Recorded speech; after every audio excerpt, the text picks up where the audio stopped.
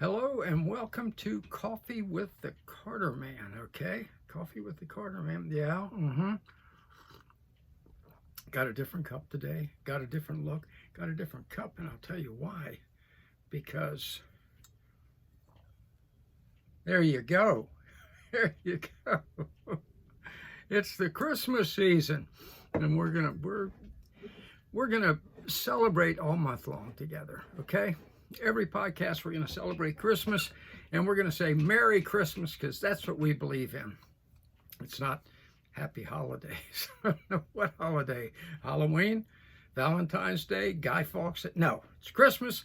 That's what we're going to say. So welcome to Coffee with the Carterman, and Merry Christmas for the beginning of December. All right? Today's show is going to be different. I don't have a guest, so it's just me and you. All right? We're going to talk together. We're going to talk about the issues, a bunch of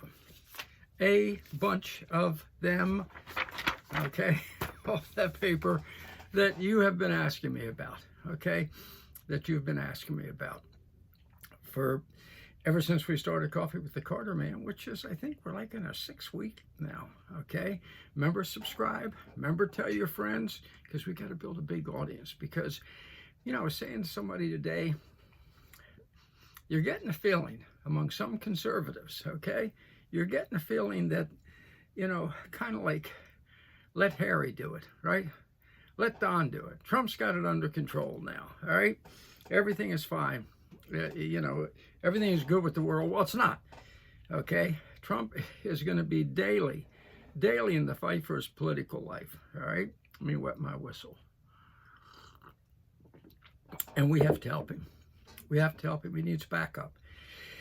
And that's where Coffee with the Carterman comes in. That's where you come in. I'm going to call you from now. You know, my middle name is Lee. Admission, I was actually named after Robert E. Lee. Okay.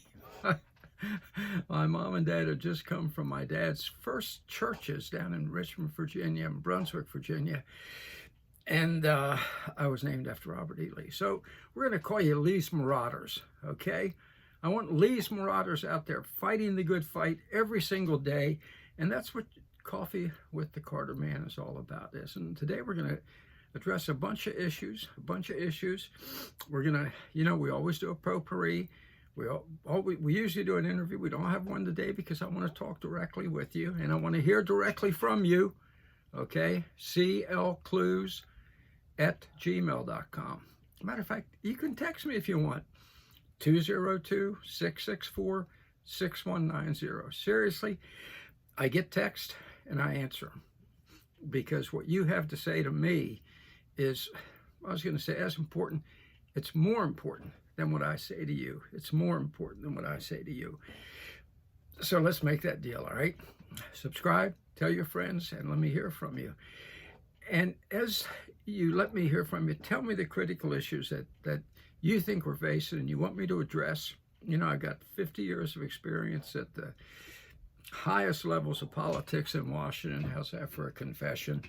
And so I know how the system works, which brings something to mind. I just thought of this. I was in my kitchen and I started to walk upstairs and I said to my wife, you know, I want to take something along for an illustration, okay? Okay, I like pears. You like pears? I like pears. I like them a lot. Especially after they ripen some, you know, and you see they're browning and they're sweet, okay? I like pears. And so, wait a minute. It's not a real pear. This is not a real pear. It looks real. It actually some way feels real, you know, it's got the shape, and it's not a real pear. And so why am I showing you this? Because throughout this Coffee with Carterman today, and as you think about why, as Lee's Marauders, you're in the thick of the fight, you're at the front of the fight. The reason is, in Washington, as I've told you before, I'm going to tell you again, I want you to commit it to memory. Nothing is ever as it appears to be. Nothing is ever as it appears to be. Okay? Can't eat that one. Can't eat that one. I choke on it. And that's why you choke on what they do in Washington so many times, okay? That's it. I'm going to give you some illustrations of that today, all right, in our potpourri. And at the end, I want to give you what I consider some words of wisdom instead of a prediction today, okay? We used to do that. Those of you who remember way back, remember when I used to do, some of you I know remember because you've written to me about it, when I used to do Coffee with Carter, back when I was president of the Offshore Club, helping people find great places to live in the Caribbean, like I have. Beautiful beach home in Honduras, my wife and I have. But you may recall we do some words of wisdom, and that's what we're going to do today. So we'll get there after a little while. But first, let's plow into everything we have to look at today. In your potpourri, we're going to hit on the pardon. We're going to hit on the hostage situation. We're going to hit on what's really happening in Syria. And we're going to finish up with some recommendations. I want to give you absolutely urgent recommendations for Lee's Marauders as you help lead the fight to save our country, okay? Some alternative media that you've got to start watching and spreading the word about, okay? Like Coffee with the Carterman is alternative media. So, but I'm going to give you 5 more of my 5 favorites, all right? We'll get to it in a few minutes. So let's just start the list. Let's just go through it, okay? Let's just go through it. First off, I want to do some bragging rights, all right? I want to do some bragging rights. If you remember, last week, I said Trump made a terrible mistake inviting Morning Joe, should be Moaning Joe, and Miss Brzezinski down to Mar-a-Lago. His warp mind communications advisors, I know what they did. The little suck-ups went to him and said, hey, if you invite him down, it'll help the media like you more. No, it won't. That's not the way it works.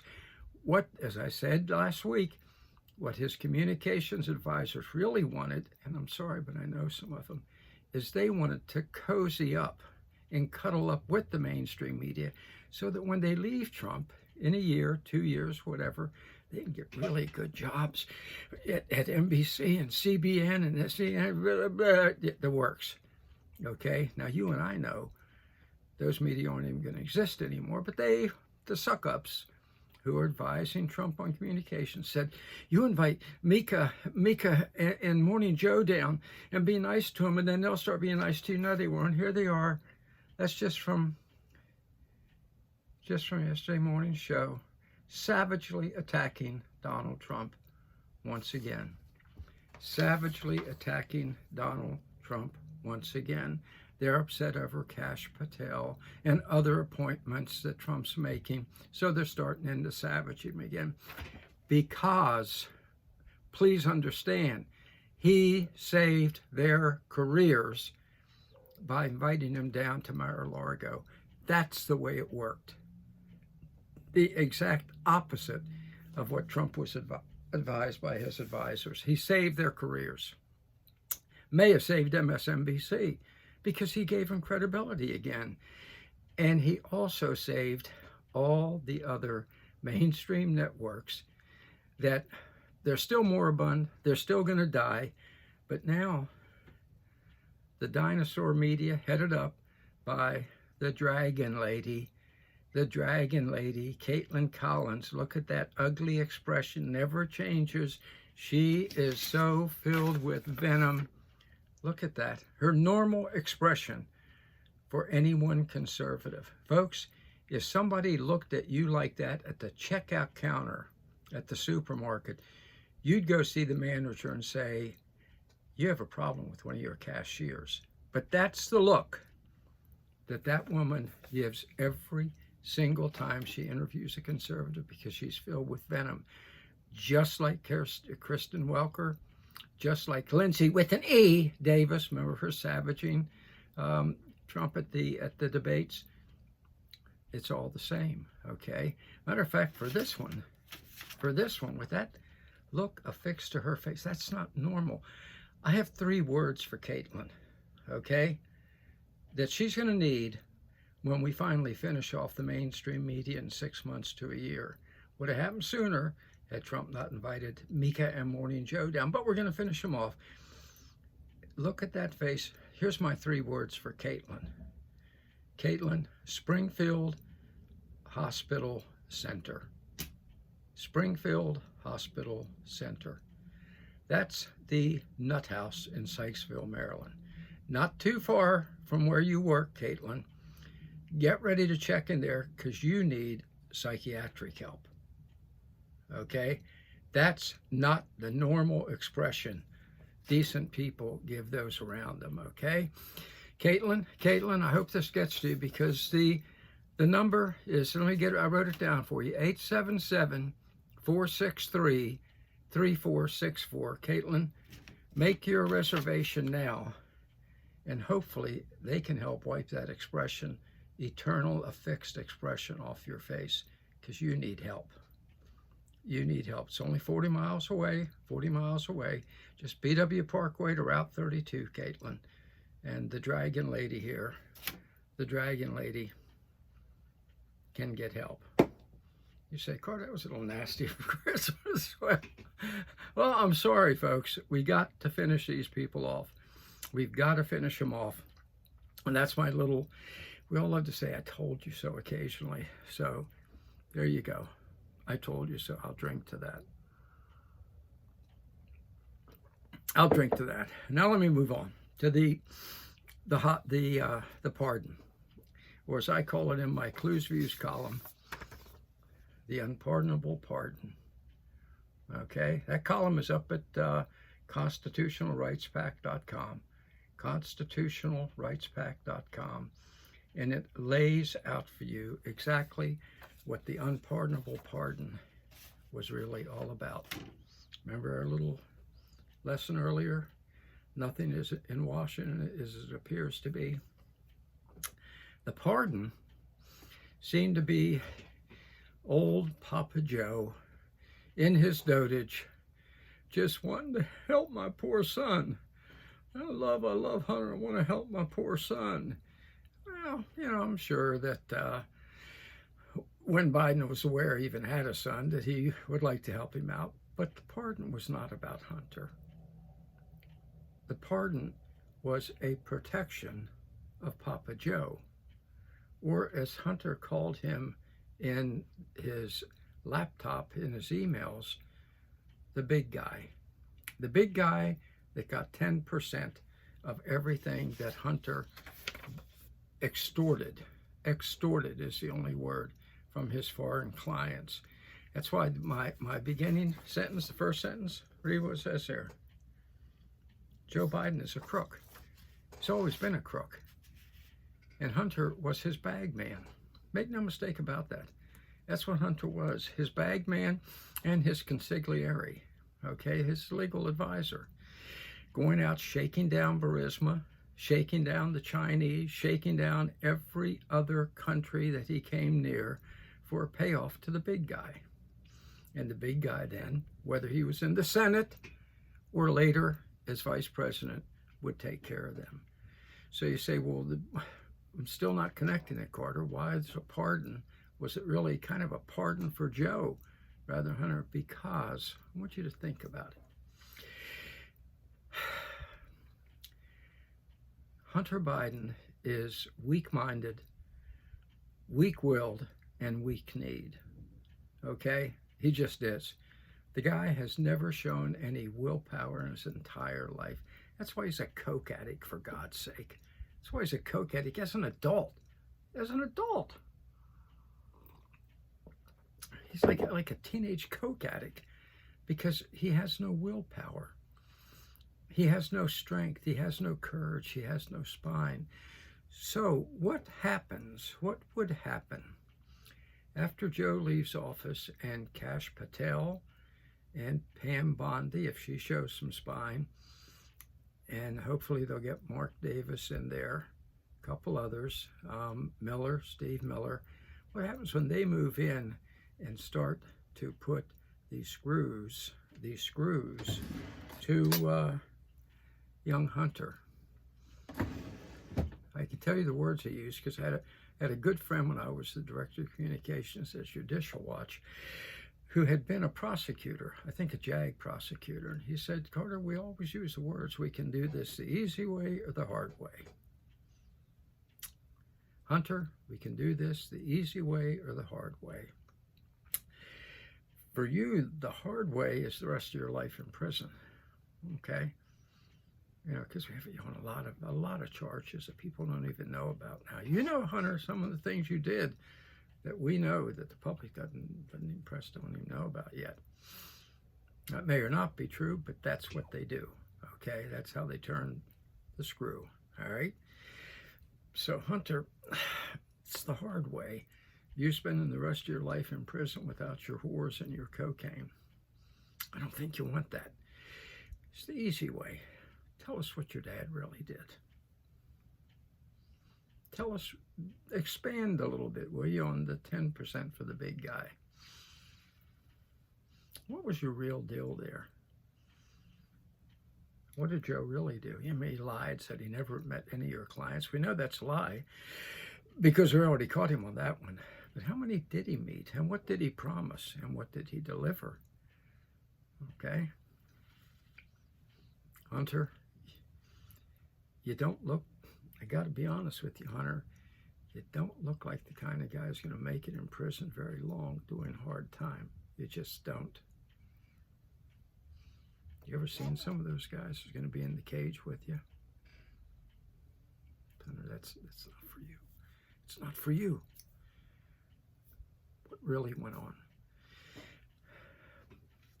Toxic Joe Biden knew that Hunter would fold like a deck of cards if he got the pressure put on him.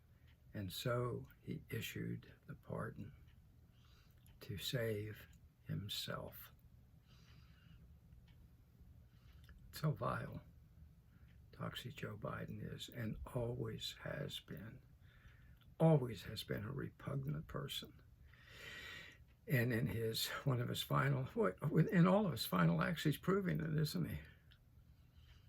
Look at his sending missiles to Zelensky after he said he wouldn't do it, sending him missiles to hit the interior of Russia, aiming them at the 12 cities with populations of 1 million or more. What did that do? It caused Putin to unleash a weapon that is the most frightening weapon since the atomic bomb. And it actually has the power of the atomic bomb without the waste material. So, you know, another one of Biden's final acts as he leaves the White House. Another one of his final acts as he leaves the White House. So everything he's done, everything he's doing, the pardon, the unleashing those long-range missiles on Putin, stirring up trouble at every turn. It's kind of his revenge on everybody for him being forced out as far as he's concerned. And that Hunter Biden escapade to protect himself from any prosecution. So there you have it. There you have the real story, the story behind the story of the unpardonable pardon. Check it out. It's all in the column at constitutionalrightspact.com. Okay, the Clues Views column. Clues Views column. And that brings me to a second act in which Biden's duplicity is involved, but thank God Trump's honesty is involved. You may have seen, let me find it here, Trump's statement, his tweet essentially, that he put out just yesterday. Folks, let me tell you a little something. Any of you who follow me on my daily feeds, I'll do a short, usually about a 10-minute commentary every day, goes up on all the social media. I did a piece about 2 weeks ago, feeling a sense of outrage, I wore my, matter of fact, I wore my purple glasses because it was purple prose. It's how angry I was, okay? And what was it?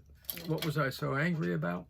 I was angry, let me put this back, oh, there I am. I was angry because of the world leaders, and I'm quoting leaders, Joe Biden, Macron, Stormer over in England, the world leaders turning their back now for well over a year on the hostages being tortured and terrorized by the Hamas savages, monsters, turning their backs on them, not saying a word. Taking hostages is a direct violation of the Geneva Convention. I think it's Article 3. And Biden and Macron and Stormer haven't said one damn word about it. Oh, Biden did day before yesterday or something. Oh, we got to do something about that. That was it. He lip service to usual when anything's important. Those poor people, from little 5-month-old children to 80-year-old men, are being tortured daily in those underground dungeons that Hamas is holding them in. Beaten, starved, deprived of medicine if they're old, deprived of baby formula if they're young. And the world leaders have not said a damn word. You know, I said, look, these sons of bitches, I'm sorry, should have by now taken a page from Teddy Roosevelt when a Venezuelan terrorist kidnapped an American citizen. And within days, Teddy Roosevelt sent the message, either our citizen alive or you're dead. Okay? That's the message that the Hamas monster leaders, the 4 that are still alive, billionaires living in luxury in Qatar, should have been given. Our hostage, those hostages alive, or you are dead. And there's nowhere you can go to escape. That message should have been given a year ago, but it wasn't. Finally, Donald Trump has given it, hadn't he? He says, I want him out before January 20th when I assume the presidency, or there will be, and I love that he put it in caps, all hell to pay. All hell to pay. In other words, we're coming for you. You rich, pampered, primping Hamas leaders over there in Qatar living the life of luxury. We're coming for you. If you don't let them go, and let them go now, damn it. Thank God Donald Trump finally, he stood up and said something that none of the others would say. Okay, we're not standing for it anymore. Let those people go and do it now. Now, the shape those people were in, we know that one little girl who finally Netanyahu rescued, we know that she ended up killing herself because the horror of what had been done to her. So Israel needs to have just a whole, cadre of psychiatrists and clergy standing by to help these poor people. But the rest of the world needs to get them out now. Thank God Donald Trump has done what the other world leaders refused to do for over a year because they were kowtowing to the terrorists. God help us with these people. I want Trump, turn your back on them. Turn your back on all of them. Make friends with Putin. Make friends with Z. Some leaders who would never have stood for their people being taken the way our Americans and Israelis were. It's time to stand tough with those who are not weak. That's right. Even if the deep state doesn't like them. It's time to take that stand, all right?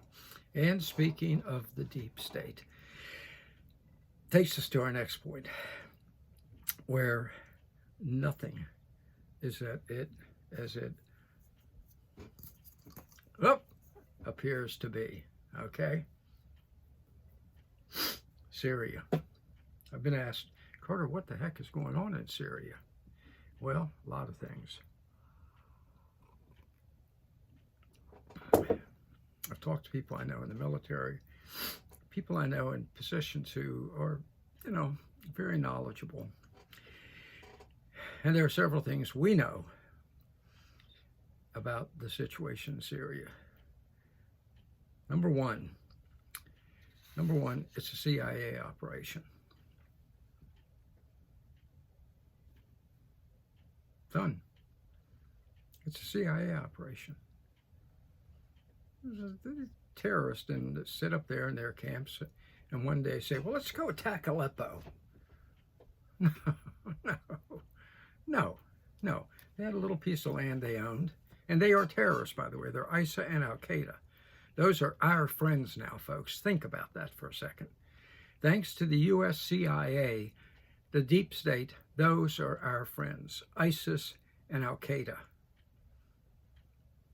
Isn't that nice? You know, they say you can tell people by the friends they make. Well, what does that say about the American CIA?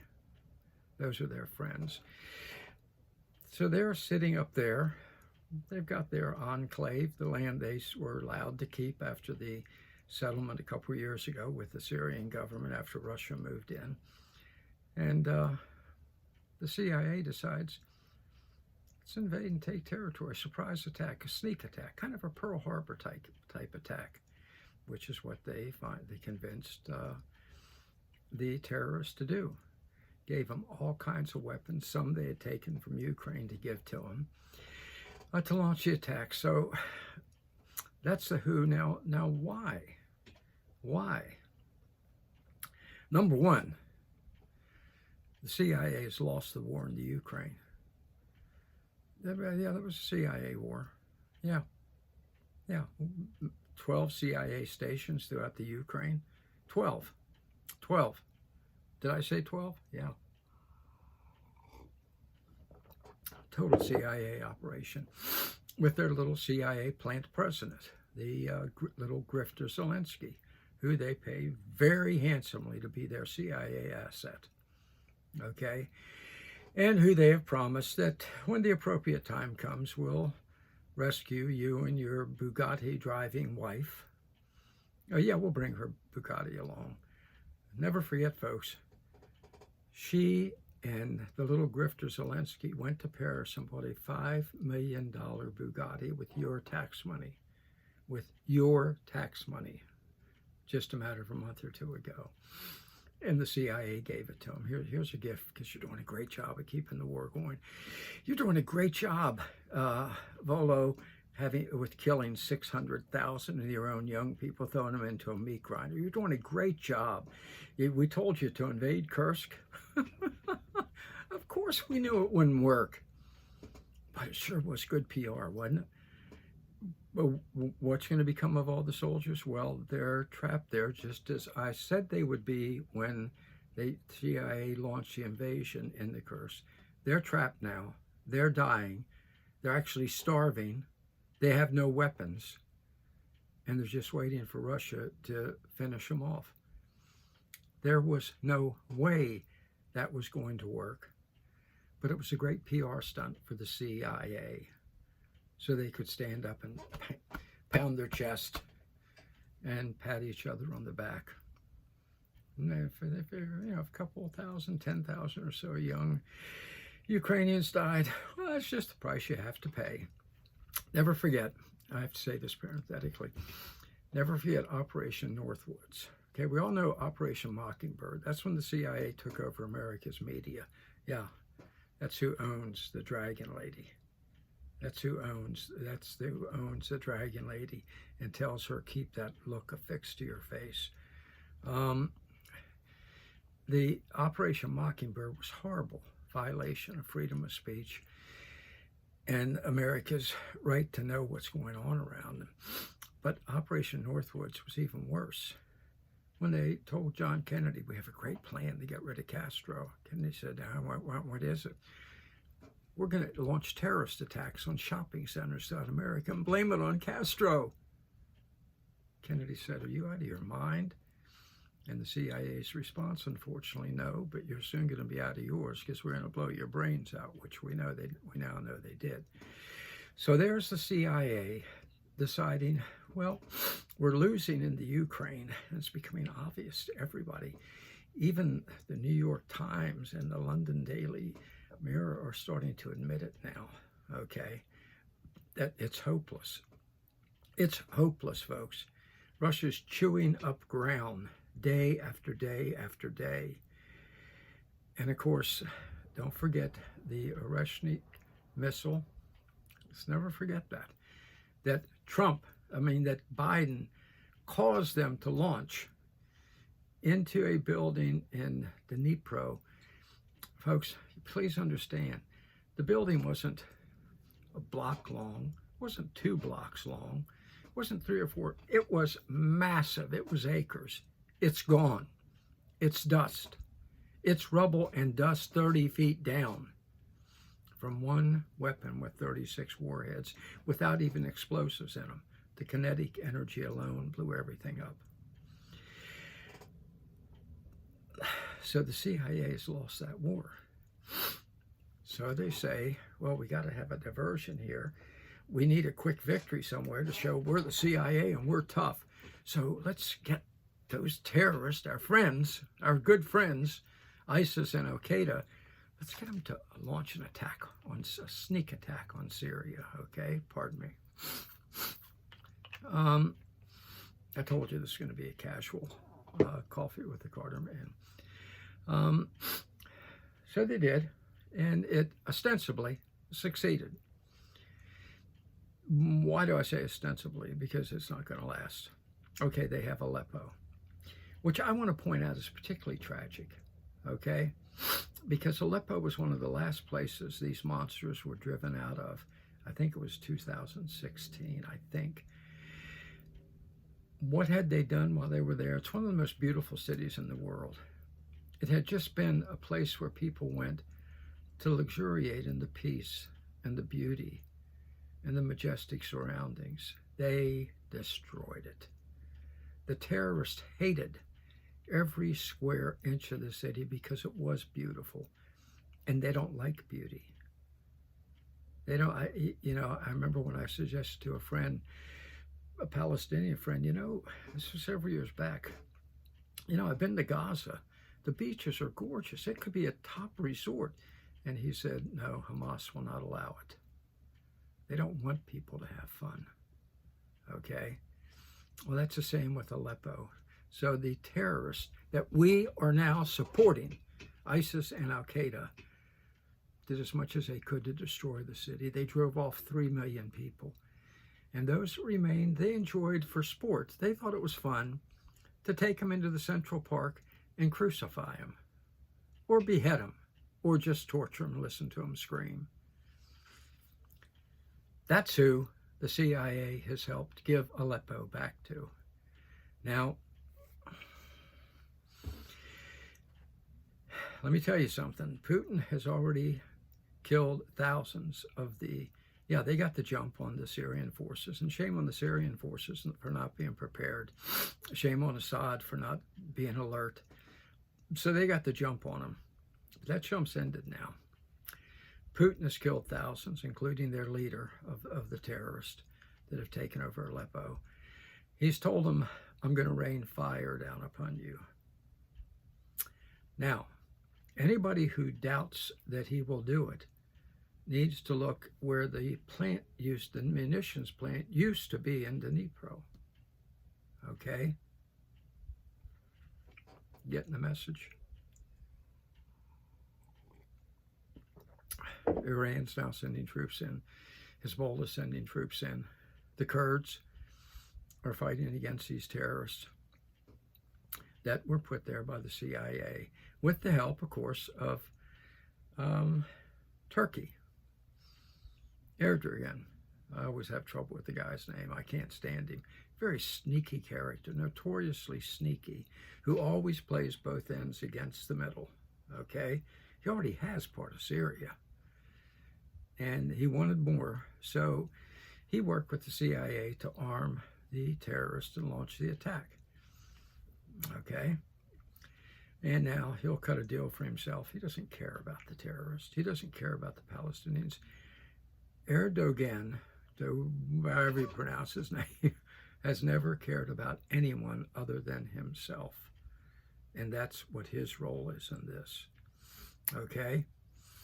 And why doesn't he want like Syria? Because a powerful Syria is not allowing a gas line to come up through Syria that would help Turkey make a bunch of money by selling natural gas to Europe. It's all very simple, folks, when you start to look, beyond the surface that the mainstream media feeds you, okay? They've got their CIA talking points. That's what they read from, particularly Dana Bash, who was married to and still carries the name of one of the worst CIA operatives in America. That's right, Bash, same Bash who signed the lying, phony letter, the 52 signature letter back in 2020, assuring America, while the media carried the water, that Hunter's laptop was a Russian plant, wasn't real. That's why Dana Bash reads her ex-husband's notes, okay, and keeps his name. Nothing is as it appears to be. All right? So you have the CIA striking now because they thought Russia would be too weak to do anything. It's busy fighting the other CIA puppet client in Ukraine. And Putin said, actually, I'm not. I got that pretty well under control, and I'm going to unleash hell on your surrogates in Syria. They also thought, the CIA also thought, we'll do it now when Hezbollah's been weakened. Hezbollah said, yeah, obviously we can't do too much with Israel, but we can sure as hell do something with 15,000 terrorists in Syria. So they're helping out. Same with Iran. Yet another miscalculation by the U.S. CIA. And their goal, please don't think that that their goal is to put a good, freedom-loving government in Syria. I'm going to finish with this point because it's important. It's never the CIA's goal. They don't give a damn about whether the government they install loves freedom or not. If you think they do, look at the countries in Central America and the governments they've installed over the years. They don't give a hoot in hell about democracy. As a matter of fact, they don't even like democracy. It gets in the way. What they really want, if you want to know what they really want, look at a former country. I said former country called Libya. Libya was once a garden spot. I have a friend, matter of fact, those of you remember John McNabb? What an incredible patriot, isn't he? Incredible patriot. We interviewed him a couple of weeks back. And one day I was talking to John, and you remember he was in the oil business, and he had spent a lot of time in Libya, and he said, Carter, you can't believe how beautiful it was. Tripoli was like a garden spot. The restaurants were fantastic. The outdoor cafes, the people were friendly. And of course, our CIA moved in and destroyed it all, killing Gaddafi. Now, Gaddafi was absolutely no threat to anyone, but the CIA wanted to disrupt that country. I'm going to tell you the real reason. It's because Gaddafi had decided he didn't want to keep kowtowing to France with their financial system. Look it up, check it out. And so we went in, our CIA went in and destroyed Libya on behalf of France, of all places. Okay? If you remember, think back, Hillary Clinton at one point said what she wasn't supposed to, and that was she didn't even know why we're going in there. Then when she was told it was for France, so then she understood, remember? And she was thrilled when Gaddafi was assassinated brutally. And the country was left with no real government. And it's not even a country anymore. So that's how the CIA works. And that's what they want for Libya. Not a democracy. Please don't believe that lie. Or a free people. Most people in that country are pretty damn happy right now with the way their country is. You know, Assad's father was pretty tyrannical. Assad himself, Bashar Assad, he's simply not. I'm not saying he's a benevolent dictator, But he and frankly, Ortega in Nicaragua come about as close as you can come to that. But our CIA doesn't like him, doesn't like Ortega either. Been trying to kill him for 40 years. But thank God unsuccessfully. But that's what they want to do to Syria. They want to Libyaize, if you will, Syria. And that's pretty damn sick. Pretty damn sick. Thank God Putin is saying no. And I'm sorry, but the Iranian mullahs are saying no. Hezbollah is saying no. The Kurds are saying no. You know, their attitude is we like Syria a lot better than we do Turkey with the way they brutalize us. So there you have it. As Paul Harvey would say, the rest of the story on what's happening in Syria. And it's pretty ugly, isn't it? It's a pretty ugly story, as is usually the case when our CIA is involved anywhere in the world, including here domestically. I might add, with their spying on the American people. Especially our social media. Be careful what you say. Be careful what you say on social media. Never forget PRISM. Look it up. PRISM, obviously. That George Bush set up with his Department of Homeland Security, his Patriot Act, which opened the door to the spying on the American people. Check out PRISM. Check out PRISM. And how are you going to check out PRISM? Well, you're not going to do it through the mainstream media in the United States because they're going to cover for it. That's what they do. I call them the lickspittle media. Okay, the lickspittle media. And as Lee's Marauders, you know, you need to spread the word about that. They are the lickspittle media. They don't provide coverage. They cover up on behalf of their paymasters in the deep state. So never trust them. So where are you going to get the word? Well, that's where we're going to finish up.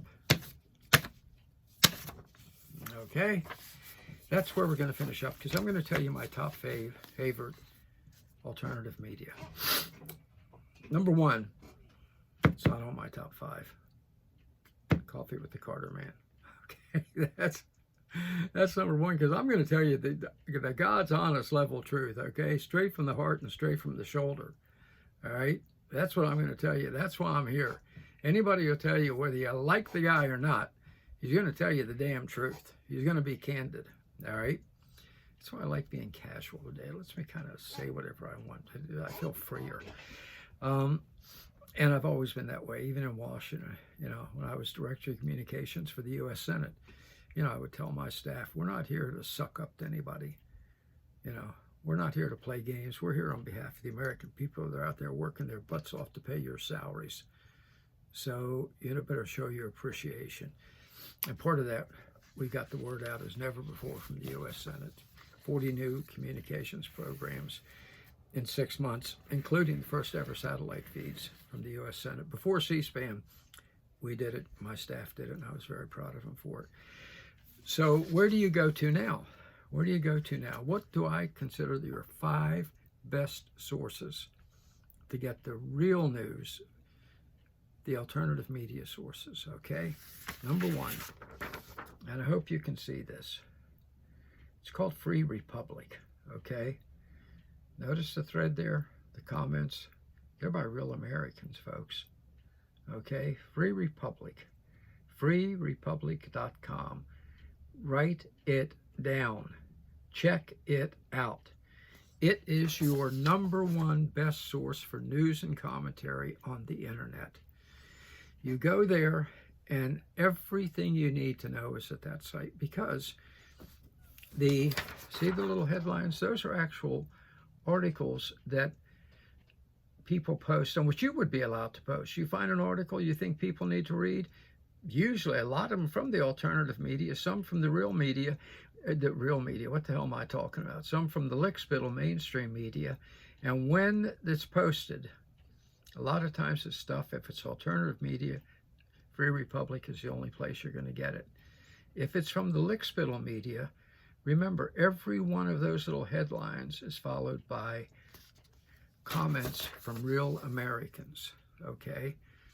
sometimes 1,000 comments from people who are in the know.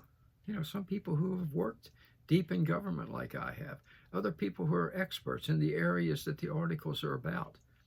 Okay, an article may be from the mainstream media attacking Kash Patel, okay, which they're doing every minute they can now. Then you're going to get the comments from real experts. Some people who say, look, I've worked with Kash, I worked in this place, here's the real truth about that. Or comments, sometimes they say, they try and create a picture of someone who they have mental problems, and some people, a psychologist will post a comment saying, no, that's not a mental problem. Here's what well, sometimes they do have mental problems, like, there you go. Don't forget, Caitlin, Springfield Hospital Center, right there in Sykesville, only about 40 miles from where you're sitting right now in your raging, sick, demented hormones, okay? They can help you. 877-463-3464, okay? In here, they would tell the truth about the lies that she tells in the other mainstream media. Free Republic, your best source for news and commentary. All the news, when something happens, go there. You're going to get article after article about what happened, and then comment after comment from people putting it in perspective. You can't beat it. Honest to God, you can't beat it. Free Republic. Number 2, love this guy. Love this guy. See him down in the corner there? The Officer Tatum. Okay? We know there was a major shift in the black vote this time. He's one of the guys responsible for it. Okay? Officer Tatum's commentaries on every day, go to Officer Tatum on YouTube. Look, he has 3.3 million followers. Praise the Lord. Thank God. That one article right there, 227,000 views. Okay? That's how influential he is in the black community and the white and Latino community. All right? He lays it out. He's incisive. He's insightful. And he tells you what he thinks is going on. And, you know, he's a black man who sounds like a black man. He's a former policeman. He's a guy you want to listen to. He's a guy who's got some expert opinion, far better than any of the primping, posturing, powdered talking heads on the mainstream media. Officer Tatum. That's number 2. Number 3, when I say this, and a lot of you are going to say, well, yeah, I guess so. Patrick Bet David, Valuetainment. Wow. 2 hours every day. Incredible podcast. Incredible podcast. Those gentlemen that you see there, they have tremendous insights. They do their homework. They are conservative naturally because they're smart, and their commentary is incredible. In-depth commentary. Now, the one here, he's a little bit liberal. But the others put him in this place, okay? And he is learning. He's growing up.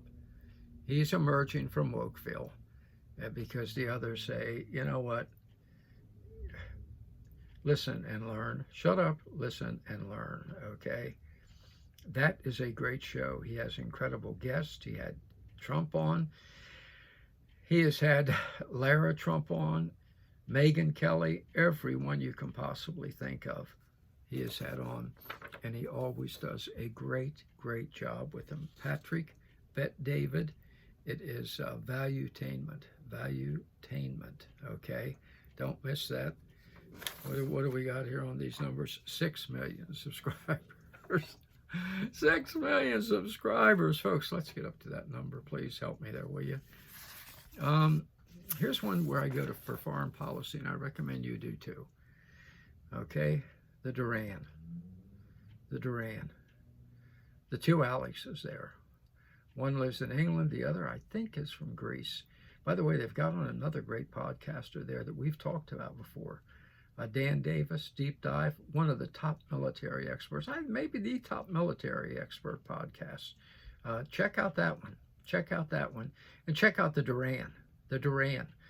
The Duran, when they have from the very beginning, they told the truth about the Ukraine. And their reports every day, while our media was saying, Zelensky's winning. Man, they're mowing down the Russians. The Russians don't have any weapons. Remember that one? Remember that one from the mainstream media? Russians are out of weapons today. The Russians have run out of missiles. And these guys would say, no, they haven't. No, they haven't. They're building more and more missiles every day. They have more missiles than the United States, England, and France put together, and Germany. They were right. Mainstream media lied. They lied. Russia's in retreat. I said, no, they're not. No, they're not. And they're telling the truth about Syria now. You know? When you want to know what's going on in foreign policy. Now, one weak area, I'm going to warn you. There are reports on Israel. For some reason, they don't lie, but, you know, their opinion, and they make it clear it's their opinion, to me is, quite frankly, warped. I'm just telling you, okay? Elsewhere, fantastic foreign policy. The two Alexes, Alex Christoforo, Alex Mercouris. I butchered those names, didn't I? But they don't butcher the news. They, you know, remember when our mainstream media was saying, the news out of Russia today is that Vladimir Putin is sick and dying and will not live another 10 minutes. And they said, Putin's not sick. Putin's not dying. And he's going to live probably at least another 10 years. Great alternative media. Go there, forget the facts. Never listen to one word the mainstream media tells you. And finally, a guy that I like. Some people don't. I do. Judge Napolitano. He has like 4 podcasts a day now. His interviews are excellent. He's on there with Larry Johnson, by the way, who's another guy that has told the truth about the war in Ukraine ever since it began. He's ex-CIA operative, but he's one who came in out of the CIA and tells the truth about what's going on. Judge Napolitano there asks good questions. He does his own homework. Excellent, excellent podcast, folks. It's one you don't want to miss. Matter of fact, don't miss any of the 4 a day. Now, word of warning, for some reason, the judge just does not like Israel or Netanyahu. So, you know, be prepared for that. Be prepared for that. Other than that, the guy has been right on target in everything he said, and he has one incredible guest, many of whom are former CIA, by the way, okay? And he has on-the-ground reporters from the Ukraine telling what it really says happening when our media is lying to us, all right? And I want to have 2 honorable mentions. One, I don't have anything to show you, but when I say the name, actually the guys are going to hate me for not having anything to show you, but everybody's just saying, we all kind of know her. Megyn Kelly. Megyn Kelly's podcast is fantastic. Megyn Kelly, we remember when she was great on Fox. Then she jumped ship and went wacko. Even cut her hair to look like Rachel Maddow, for God's sake. Mad Dog, Mad Cow, whatever the hell her name is. And then they framed her and fired her, which they intended to do all along. She knows what they did. She knows it was a setup now. She's come out of it. Her podcast is excellent. Excellent. And man, is she outspoken. Let me warn you, if you don't like the F word, you may have a little trouble sometimes with Megyn because she pulls no punches. Smart as a whip and back in the right column 100%. Great podcast, Megyn Kelly's. And finally, these guys here. Look, there has been a tremendous change in the black community. Nobody reflects it better than the Cartier family. Those 3 guys are from the hood. They sound like they're from the hood, and they act like they're from the hood, okay? But boy, do they tell it like it is, and they are as conservative as the day long, and they are the new black man, okay? Look at the ages. Fantastic. When I discovered them, I said, hallelujah, praise the Lord, the day of Jubilee. And I urge you, go watch them, the Cartier family, the Cartier family. So there you have it. My recommendations, I said 5, I gave you 7 for the alternative media. Never watch the mainstream media again, including Fox, okay? With these people who sit up with a broomstick up their backside and talk down to you, and I'm saying today, what's going on, and everything. CNN, of course, is the worst. You have, the wig man there, Jake the Snake, and then you have Wolf Blitzer, who I swear to God always looks, and at his age is probably the case, like he's trying to keep from passing gas. I mean, think about it. The whole time he's doing one of his innumerable, inevitable, continual attacks on Donald Trump and all of us who are conservative. So there you have it, folks. There you have it. Nice chance for us to just talk, okay? Nice chance for us to just talk together, lay out what's really going on, and let me hear from you, because I've given you my opinions now. I've told you what I think is going on. Send me yours, clclues@gmail.com. Text me, 202-664-6190. Let's talk. Let's get this two-way communication going, because Trump's going to need all the help he can get. He's got a tough row to hoe, and he needs our backing, okay? He needs our backing.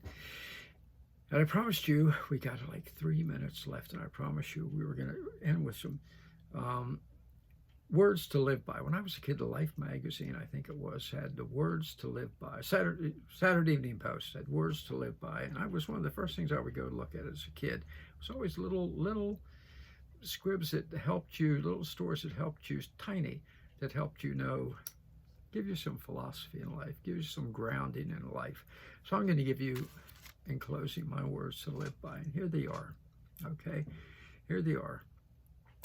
78 years old, folks. I've learned a little bit, so I want to share it with you. Let other people judge you if they want. Let other people judge you by the harvest you reap, okay? But you judge yourself by the seeds you sow, all right?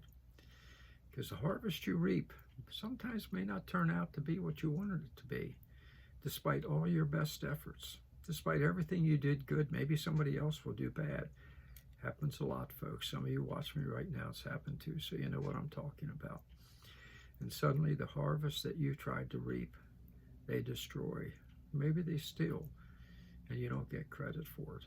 So let others judge you by the harvest you reap. Don't you focus on that. You judge yourself by the seeds that you sow. You judge yourself by the seeds that you sow. What did you do to make the world a better place, to make your life a better place, to make the lives of your loved ones, your friends, your neighbors better? The seeds that you sowed. That's what you judge yourself on, because only you know how it grew up in the harvest. Some people can destroy that, but you're the one that owns and plants the seeds. So in closing, that's my words to live by. Thank you for joining me, and Merry Christmas.